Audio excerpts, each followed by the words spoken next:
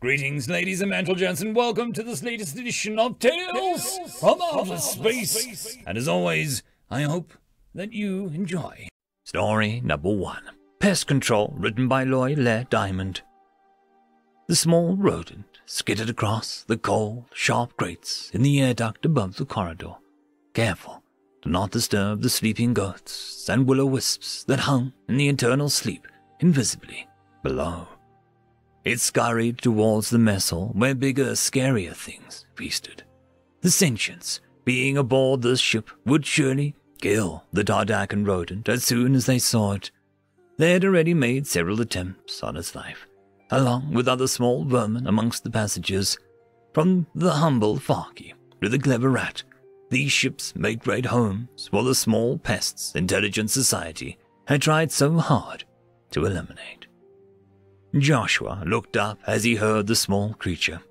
It wasn't careful enough. He'd heard about enough of the damned thing. He and his crewmates had tried everything from rat poison to the Carcadian method of using their gaseous natural fruits to ward them out of the ship. He should have known that the rats would steal the odorous things and hoist it into the air vents. The stench was still faintly in his uniform. That's when he realized how he could finally beat his hated rivals. These tiny animals would be no match for another slightly less tiny animal from Earth. Joshua made his way to the captain's office, where he found the time between performing sabaton in mess hall, much to the humans' delight and the aliens' bewilderment, and cleaning the floors of the bridge. He entered the surprisingly bare-bones office, decorated with nothing but a single bland periodic table. The captain, a round yet fit Carthedian man named Cathibiel, sat in a deep concentration over calculating the exact position of their target planet. Not that he needed to, as their AI did that for him. Kith practically jumped into hyperspace when Joshua snatched his attention like a thief, robbing a purse from a paper on the captain's desk. "Dear Arinthi, Joshua, you scared me to heavens. What is it?" The rotundal man caught his breath as he fixed his tired gaze on Joshua. "Sir, I think I have a solution to our rodent problem."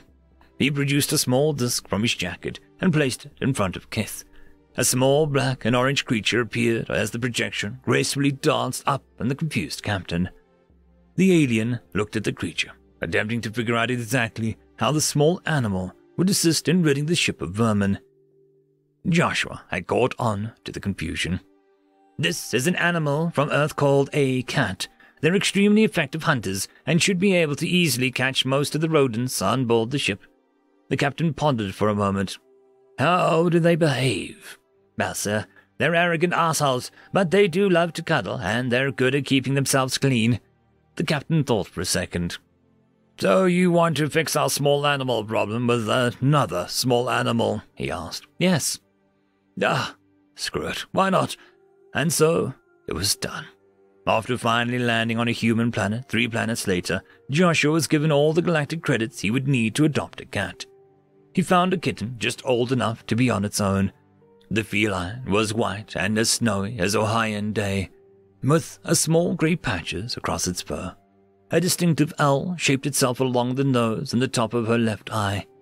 He bought all the food he'd need for weeks, a litter box and several scratch towers for the cat as well. "So, what shall we name you?" Joshua pondered as he ascended to the boarding ramp of the ship. As he tossed the question around in his head and passed through the airlock, the distinctive hiss of air rushing in antagonizing the kitten, who hissed back to show the shrewd ship who's boss. Joshua stroked her cheek gently with a finger, feeling a soft fur which brought the cat out of its startled annoyance. As the second door opened into the corridor, most of the crew had gathered to witness this strange creature. It was clearly from Earth. The distinctive look of an Earth mammal was famous amidst the ever-curious galaxy. With its dagger-like eyes and long tail that moved like a tentacle, feeding its way through the souls of the damned, the kitten was frighteningly curious about the strange creatures in front of it, maybe more than they were of her. The onlookers cooed and awed at the strange animal, its pasty white fur blending into milky walls of the craft. It was small for a predator, baby or not, but quiet as Joshua set her down. The cat stood around, looking around the environment before clawing its way up Joshua's leg and back into his arms. After all, the human's arms were proven to be a safe place, unlike the whirring beast that had just hissed at her. Within a few weeks, the animal had begun to grow accustomed to the ship and her crew. She had learned all of the secrets and nooks and crannies. By day 3, she had put at least 7 dead animals on the desk of the slightly annoyed and relieved captain, who clearly didn't know of the art of the hunt. Milky, as the cat became known, would have to show him. As news spread of this peculiar case and how effective these cats were as pack-bonding creatures for humans and other extremely social sentients, and as pest control officers, the cat became as widespread galactically as they were in human colonies. Freighters used them to keep pests from getting into the food shipments, and colony ships used them to boost morale and to keep the ships clean. As the strange tale of felines' rise to galactic dominance continued, one thing became clear to our new feline friends. They had once again conquered all that is known. Cats ruled over everything. End of story. Story number 2. The Human Touch, written by Rosie013. And you want me to greet the human envoy first? Niopamak paused mid-workout, genuinely confused by his government official's odd request. Why? The weedy little pen pusher squirmed on the spot in discomfort. Unsurprising, really. The sweaty atmosphere of the team's private gym would hardly have been familiar ground for him. Perhaps you could review the proposal in private, like your team's manager's office, perhaps. Oh, this is my office right here, little one.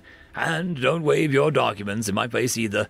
That's just a formality for the managers. After you tell me, and the boys, exactly why I'm needed on a diplomatic mission, of all things.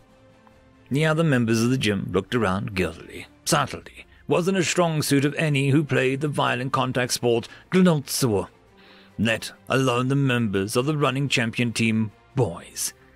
Trying not to breathe too deeply, the official complied.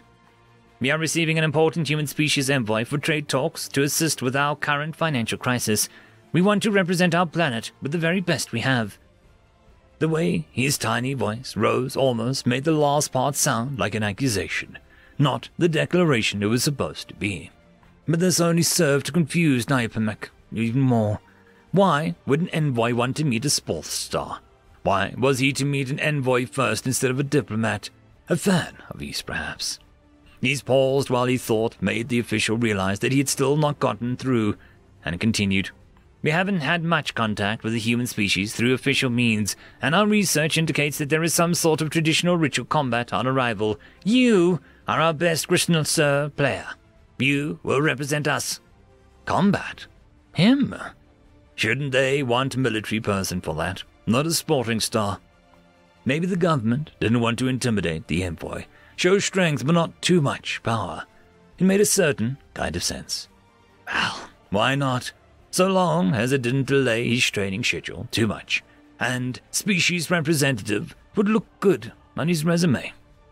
I had better be getting paid well for this. As the pen pusher smile became a little more genuine. Don't worry, we'll show you what is required. Ambassador Aaron fought a desperate battle of strength and integrity to remain calm and in control, but there was no denying that he was losing.